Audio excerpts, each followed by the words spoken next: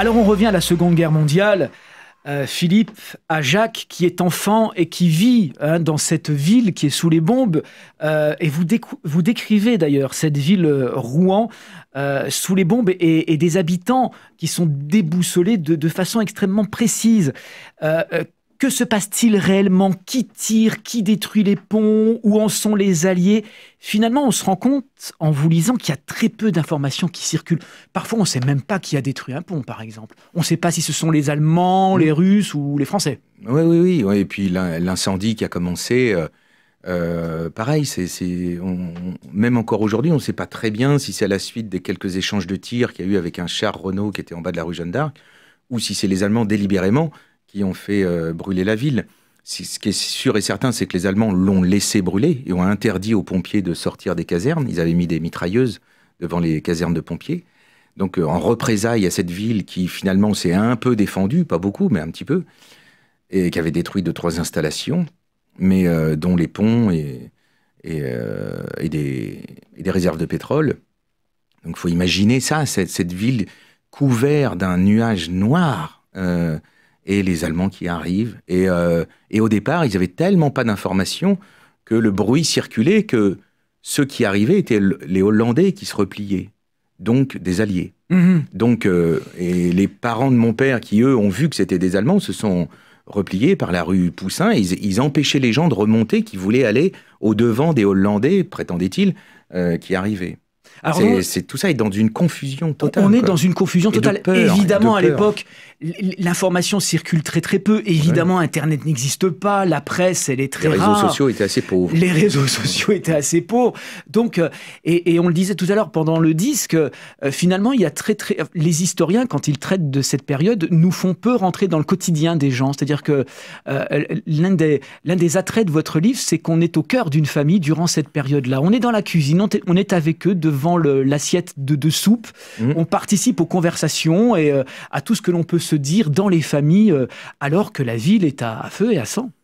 Mais c'est vrai que cette histoire-là, vue par le petit bout de la lorgnette du quotidien et des petites gens, permet de se rendre compte de ce que c'est. Parce que moi, j'ai appris, comme nous tous, comme vous, à l'école, que voilà, il y avait des tickets de rationnement et qu'il n'y avait pas assez de nourriture. Voilà. Mais ça, une fois qu'on sait ça, finalement, en fait, on ne sait rien.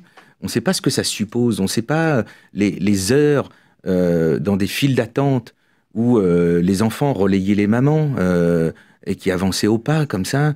Et après 2 heures, 3 heures d'attente, s'entendre dire que non, il n'y a plus. Et l'angoisse au quotidien de trouver à manger, on distribuait quand même des biscuits hyper vitaminés, enfin avec des substances, je ne sais pas lesquelles à l'époque, parce que les gamins souffraient de rachitisme.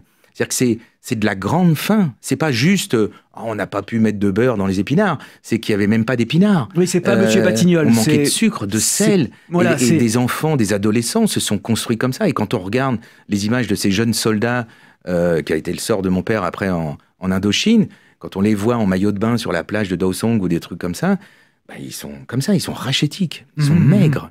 Et sont des gens secs.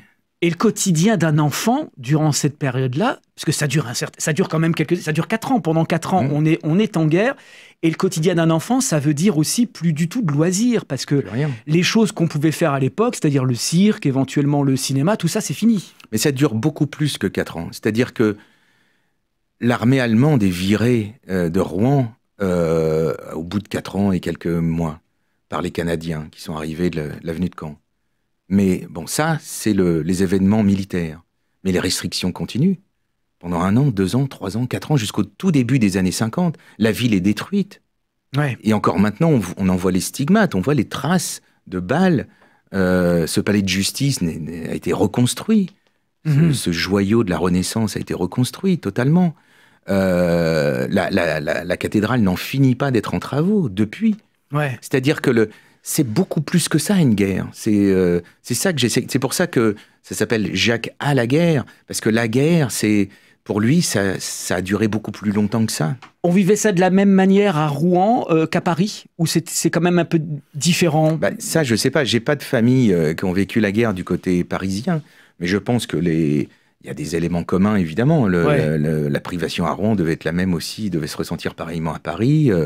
la peur. Alors Paris n'a pas été bombardé. Il y a eu quelques alertes et quelques bombardements dans certaines usines, Billancourt notamment, mais pas, ça n'a pas été terrible. Rouen a été martyrisé quand même. Ouais, je vous parlais de Paris parce qu'on parlait hors antenne de Maurice Chevalier qui chantait Paris sera toujours Paris pour tenter d'alléger un petit peu. Lui, il avait le confort de pouvoir penser ça. Voilà. Et l'entre-gens, on va dire.